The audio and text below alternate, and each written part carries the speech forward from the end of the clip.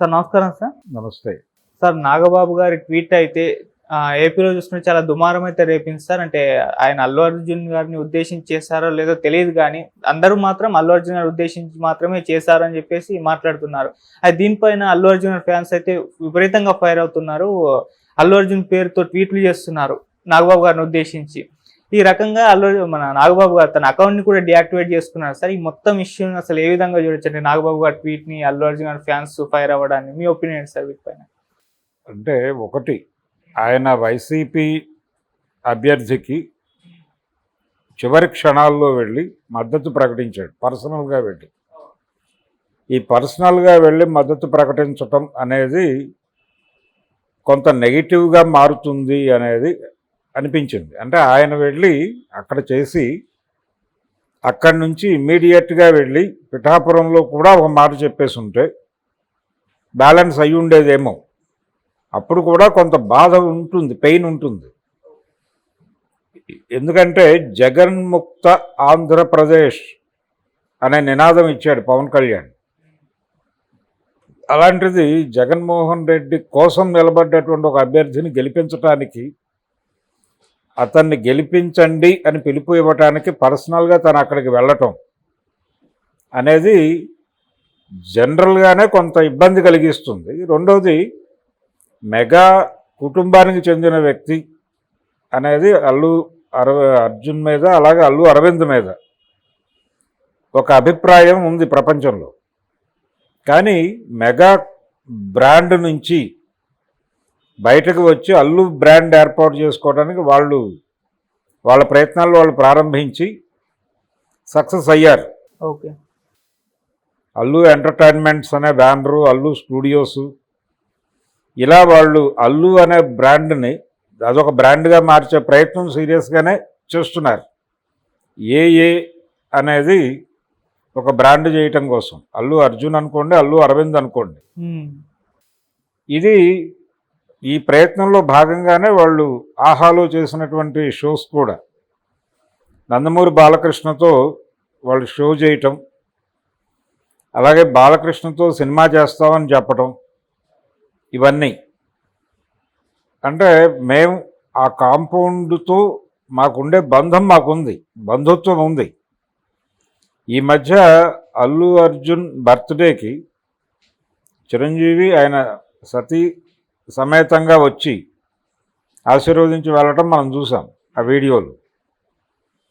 అంటే ఫ్యామిలీ పరంగా మన రిలేషన్స్ మనకున్నాయి, కానీ ఎవరి వ్యాపారం వారిదే, ఎవరి పంచాయతీ వారిదే. అలాగే పవన్ కళ్యాణ్ జనసేన పార్టీ పెట్టినప్పుడు గుర్తుందో లేదో ప్రపంచానికి, అల్లు అరవింద్ గారు ఒక ప్రెస్ మీట్ పెట్టి మరీ చెప్పాడు, వద్దు అని. వద్దు, మనం రాజకీయ పార్టీ అనే ప్రయోగం ఒకసారి చేశాము, మనం అనుకున్నటువంటి రిజల్ట్ రాలేదు, దానికి రకరకాల కారణాలు ఉన్నాయి, ఈ కారణాలన్నీ నీకు తెలుసు, కాబట్టి మనం ఆ ఏరియాకి వెళ్ళకపోవడమే మంచిది, అనవసరమైనటువంటి వివాదాల్లో ఇరుక్కోవాల్సి వస్తుంది, అందుకని దయచేసి ఆ పార్టీ పెట్టాలి అనే నిర్ణయం వెనక్కి తీసుకుంటే బాగుంటుంది, మీ శ్రేయోభిలాషిగా చెప్తున్నాను అని చెప్పాడే. ప్రెస్ మీట్ పెట్టి మరీ చెప్పాడు. చెప్పి ప్రజారాజ్యం నాటి ఆయన అంటే ఆయనకి చేదు అనుభవాలుగా అనిపించిన విషయాలు చాలా చెప్పాడు. అనేక చేదు అనుభవాలు చూసాం మనం, రకరకాల అపవాదులు పడ్డాం. అది వాదుల అపవాదుల అనేది పక్కన పెట్టేస్తే కొన్ని కామెంట్స్ వచ్చినాయి, మనం టికెట్లు అమ్ముకున్నామని రకరకాలుగా మాటలు వచ్చినాయి. సో ఎందుకు ఆ ఏరియాలోకి వెళ్ళాలి? మనకంటూ ఒక ఏరియా ఉంది, మనం అక్కడ సక్సెస్ఫుల్గా నడపగలుగుతున్నాం కాబట్టి అక్కడే ఉందాం, మనం అది దాటి వెళ్ళే ప్రయత్నం చేయొద్దు అని ఒక శ్రేయోభిలాషిగా సలహా చెప్తున్నానని మాట్లాడాడు ఆయన. సో జనసేన అనే పార్టీ ఆవిర్భావం సమయంలోనే వాళ్ళు తాము దాంతో అసోసియేట్ అయ్యి లేము అనే విషయాన్ని ప్రపంచానికి స్పష్టంగా చెప్పారు. పవన్ కళ్యాణ్ గెలుపు కోరుకుంటాడు ఆయన. పవన్ కళ్యాణ్ గెలుపు, పవన్ కళ్యాణ్ సక్సెస్, అది వాళ్ళు కోరుకుంటారు, అల్లు కుటుంబం. అంత మాత్రం చేత పూర్తి స్థాయిలో పవన్ కోసం డెడికేట్ అయ్యి ఆ పార్టీతో కొనసాగుతూ ఆ పార్టీ ఎవరిని విమర్శిస్తే వాళ్ళని వీళ్ళు కూడా విమర్శిస్తూ అలా నడవదు. ఓకే. గత ఎన్నికల్లో అంటే 2019 ఎన్నికల నేపథ్యంలో తెలుగుదేశం పార్టీ మీద చాలా సీరియస్గా పవన్ కళ్యాణ్ విరుచుకుపడ్డప్పుడు నాగబాబు గారు ఏం మాట్లాడాడు? నందమూరి బాలకృష్ణ ఎవరో నాకు తెలియదు, అసలు బాలకృష్ణ అంటే ఎవరో తెలియదు, బాలకృష్ణ అని ఒక పాత కమెడియన్ ఉండేవాడు, అతను తెలుసు నాకు అని మాట్లాడాడు నాగబాబు. ఎవరా బాలకృష్ణ? ఆయనకు తెలిసిన బాలకృష్ణ, ఆయన చెప్తున్న బాలకృష్ణ పాతాళ భైరవిలో అంజిగాడి పాత్ర వేసిన నటుడు. అంజిగాడిగా పాపులర్ అతని పేరు బాలకృష్ణ అయినప్పటికీ పాతాళ భైరవిలో అంజిగాడి పాత్ర వేశాడు కాబట్టి అంజిగాడు అని జనాలు పిలుచుకునేవాళ్ళు ఆయన చనిపోయే వరకు. ఆ అంజిగాడు అనే బాలకృష్ణ మాత్రమే తనకు తెలుసని, బాలకృష్ణ ఎవరో తెలియదని, చంద్రబాబు చాలా దుర్మార్గుడని ట్వీట్లు చేసిన పెద్ద మనిషి ఆయన. ఇప్పుడు పవన్ కళ్యాణ్ టీడీపీతో పొత్తు పెట్టుకోగానే వీళ్ళందరూ బాలకృష్ణ పక్కన నిలబడి మాట్లాడుతున్నారు, చంద్రబాబు పక్కన నిలబడి మాట్లాడుతున్నారు. వీళ్ళందరూ కలిసి కూర్చుని ఎలా జగన్ ఎదుర్కోవాలనే స్కీమ్ రచన చేస్తున్నారు. అంత మాత్రం చేత అంటే ఇదంతా పొలిటికల్ స్టంట్ అనుకుంటే, ఈ స్టంట్లోకి మేమెందుకు రావాలి అనేది అల్లు అరవింద్ అభిప్రాయం, అల్లు అర్జున్ అభిప్రాయం. గతంలో తెలుగుదేశం పార్టీ నుంచి పోటీ చేసిన అశ్విని దత్కి చిరంజీవి గారు ప్రచారం చేశాడు. అంత మాత్రం చేత ఆయన తెలుగుదేశం పార్టీ వాడు అని అనుకోలేం కదా. అదే ఎన్నికల్లో ఆయన కాంగ్రెస్ పార్టీ వాళ్ళతో కూడా సఖ్యంగా ఉండి అట్నుంచి కూడా తను చెప్పిన అభ్యర్థులకు టికెట్లు ఇప్పించుకున్నాడు చాలా స్పష్టంగా. అదే పద్ధతిలో అంటే 99 ఎలక్షన్స్ చాలా క్లియర్గా ఆయన కాంగ్రెస్ నుంచి టికెట్లు తీసుకున్నాడు, తనని అప్రోచ్ అయిన వాళ్ళకి ఇప్పించుకున్నాడు, తెలుగుదేశం పార్టీ నుంచి కూడా ఇప్పించుకున్నాడు. అశ్విని దత్తుకు ఒక వీడియో చేసి ఇచ్చాడు ప్రచారం చేసుకోమని.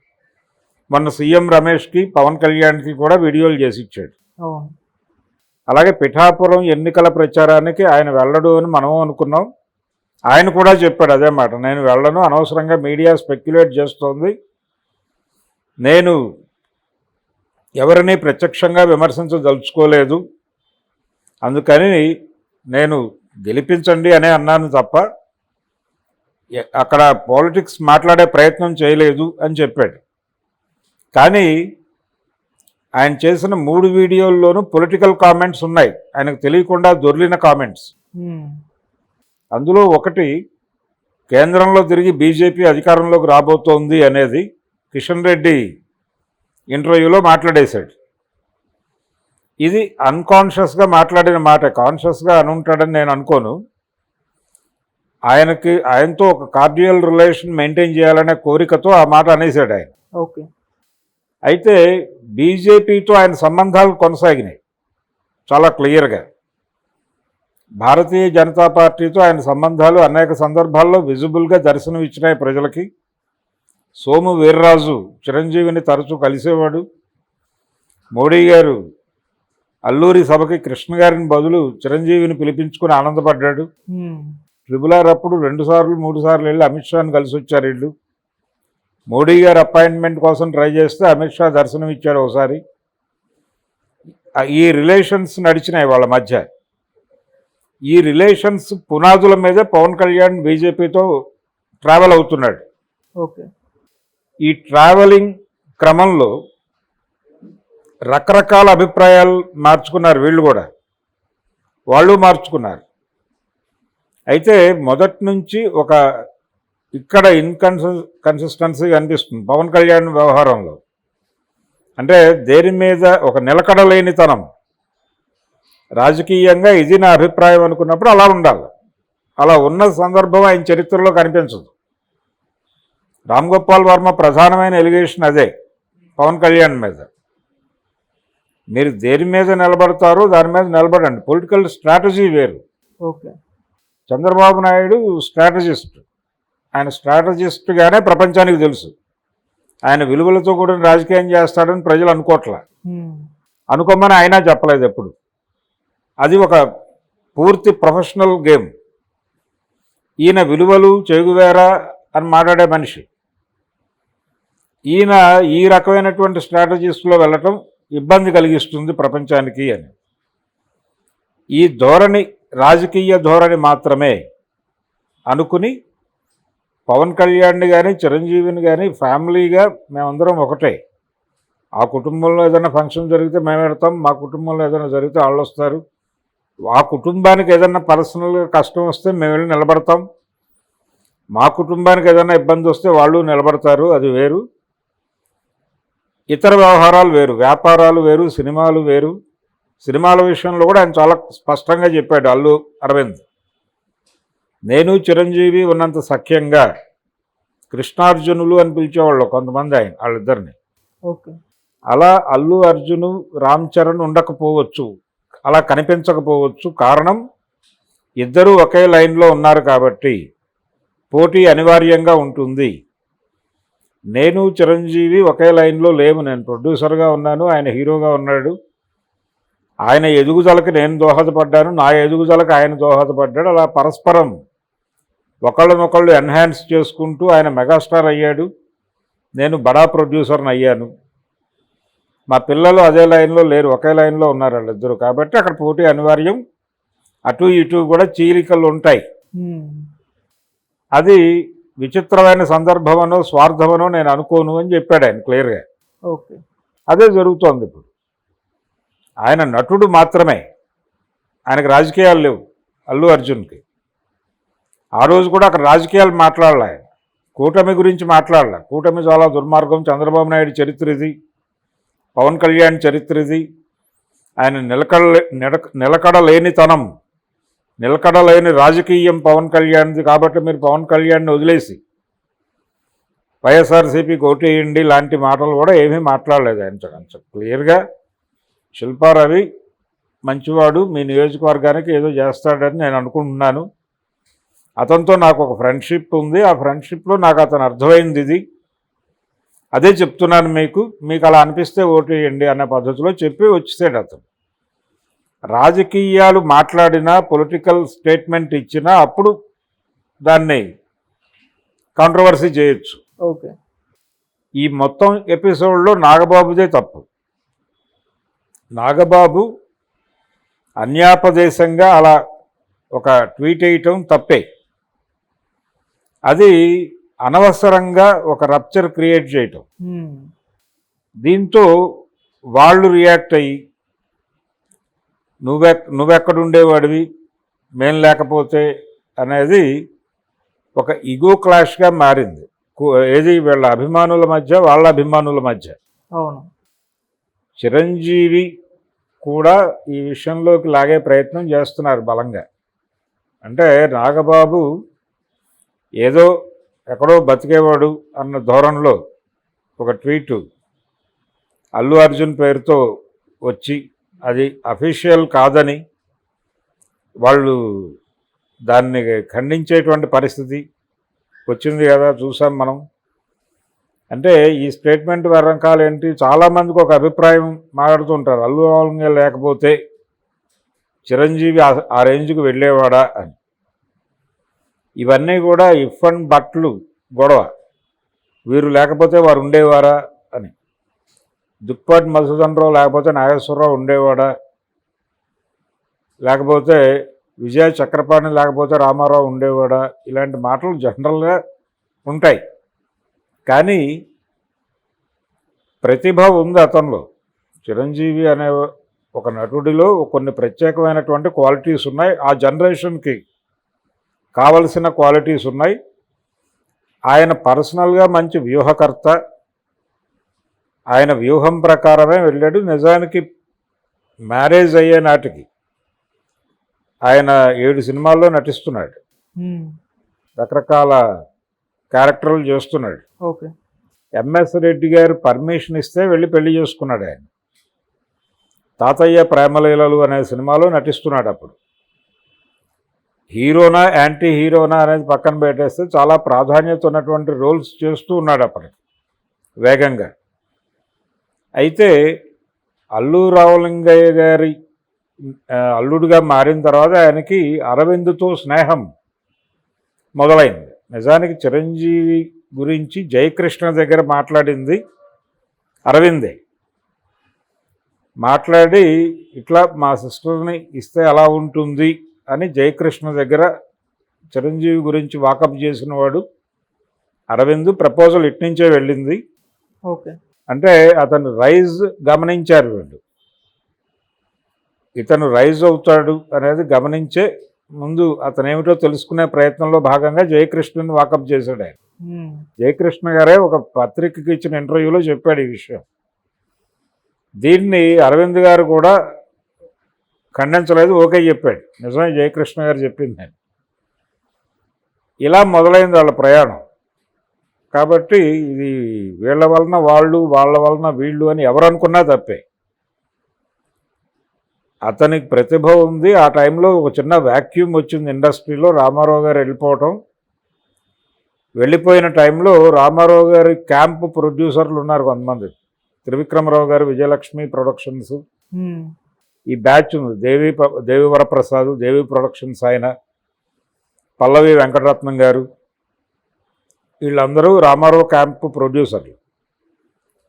కృష్ణకి రామారావు గారికి ఒక చిన్న ఇది నడుస్తోంది అప్పుడు.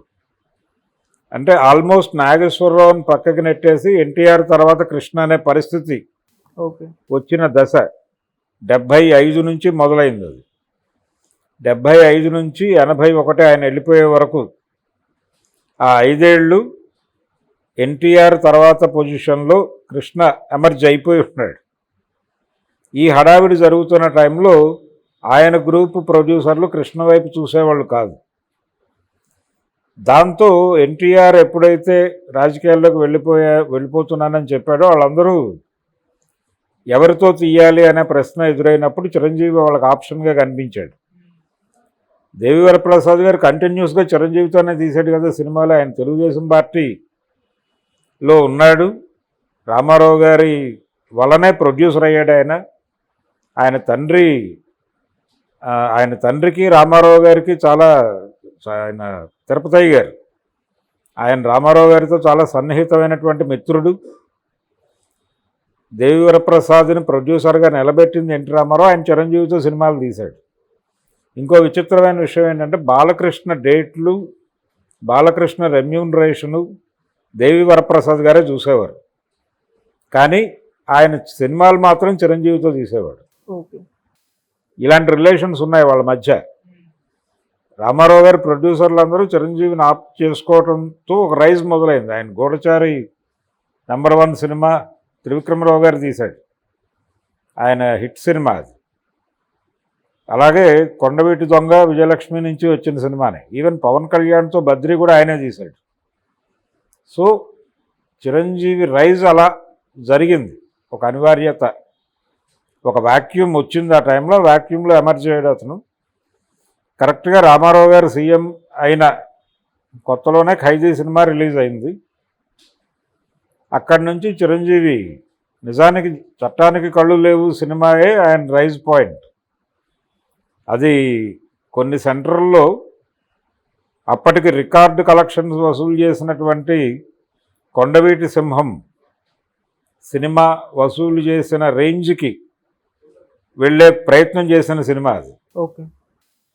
అంటే కళ్యాణ్ చక్రవర్తి ఇలాంటి థియేటర్లో శతదినోత్సవం జరుపుకుంది. అది డబుల్ బాల్కనీ థియేటర్. అది డబుల్ బాల్కనీ థియేటర్ ఇప్పుడు లేదు, పాల్గొట్టేశారు అది. ఆ థియేటర్లో శతదినోత్సవం చేసుకోవడం అంటే మామూలు విషయం కాదు. ఆ రైజ్ అప్పుడు మొదలైంది. కృష్ణ అభిమానులకి చిరంజీవి అభిమానులకి ఘర్షణలు జరిగింది అప్పుడే. ఆ ఘర్షణలో కృష్ణ అభిమాని చనిపోయింది కూడా అప్పుడే. కాబట్టి ఈ రైజ్ వేరు. ఇది వీళ్ళ వలన వాళ్ళు, అల్లు రామలింగ వలన చిరంజీవి ఎదిగాడు అనేది జనరల్ మాట. ఇది ఎలా ఉంటుందంటే తన ఎదుగుదలకు సుమన్ అరెస్ట్ చేయించాడు చిరంజీవి అనే మాట్లాడే లాంటిది. సో అదేం లేదు, చిరంజీవి ఎదుగుదల చిరంజీవిదే. అల్లు అర్జున్ ఒక హీరోగా వెళ్ళి మాట్లాడాడు అంతవరకే. ఈ మొత్తం ఇంత రప్చర్ జరగటానికి, ఇన్ని విధాలుగా జనాలు రకరకాలుగా మాట్లాడుకోవటానికి పవన్ కళ్యాణ్ మాట్లాడని వీడియోలకు కూడా ఇదే థంబ్నెయిల్ పెట్టి యూట్యూబ్లో వదిలారు. నీ అంతు చూస్తాం అని పవన్ కళ్యాణ్ అన్నట్టుగా అల్లు అర్జున్ ఫోటో పెట్టి, ఇటు పవన్ కళ్యాణ్ ఫోటో పెట్టి, అలాగే జనసేన పోలింగ్ అయిపోయిన తర్వాత ఓటర్లకు కృతజ్ఞతలు చెప్తూ ఒక ప్రెస్ మీట్ పెట్టింది. దాంట్లో అల్లు అర్జున్ ప్రస్తావన లేదు. కానీ ఆ వీడియోకి పెట్టిన థంబ్నెయిల్స్ అన్నీ కూడా అల్లు అర్జున్కి వార్నింగ్ ఇస్తున్న నాగబాబు అనే పెట్టారు. వీటన్నిటికీ రూట్స్ ఇచ్చినవాడు నాగబాబు తన ట్వీట్ ద్వారా. దానికి ఆయన చెప్పుకోవాలి, ఏదైనా సంజయ్ చెప్పుకోదలుచుకుంటే. ఈ రప్చరు ఇంతమంది ఇన్ని విధాలుగా మాట్లాడటానికి మూలస్తంభం నాగబాబు. అందుకని ఈ టోటల్ వివాదానికి నాగబాబే సెంటరు. అటు వాళ్ళకి ఏం సంబంధం లేదు, వాళ్ళు చేసింది తప్పేం కాదు, అల్లు అర్జున్ చేసింది. అలాగే పవన్ కళ్యాణ్ని సపోర్ట్ చేయకపోతే వాళ్ళతో మాకు సంబంధాలు లేవు అనే మాట ఎవరు చెప్పాలి? అది ఓపెన్గా చెప్పచ్చు, దానిలో తప్పేం లేదు. దానిలో ఎందుకు మాట్లాడలేదు? తర్వాత ఆ ట్వీట్ కూడా నర్మగర్భంగా చేశాడు తప్ప ఎందుకు బహిరంగంగా మాట్లాడలేదు, ఎందుకు బహిరంగంగా అతని పేరు చెప్పి ట్వీట్ చేయలేదంటే ఆ కన్ఫ్యూజన్ నాగబాబుకు కూడా ఉంది. కన్ఫ్యూజన్ జనాల్లో క్రియేట్ చేయడం కోసం వాంటెడ్గా పెట్టిన ట్వీట్ అది. అందుకు కూడా ఆయన సమాధానం చెప్పుకోవాలి ఈ వివాదానికి. ఓకే. సో రేపు అరవింద్ గారు టార్గెట్ చేసినా, లేకపోతే అల్లు అర్జున్ అభిమానులు టార్గెట్ చేసినా నాగబాబుని అది వాంటెడ్ దాడే. కాన్షియస్గా వాళ్ళు చేస్తున్నారు, అది జరగాల్సిన పరిస్థితుల్లోనే జరుగుతోంది. దానికి ఆయన సంజయ్ ఏం చెప్పుకుంటాడో చూద్దాం. Okay sir, thank you so much. Thank you.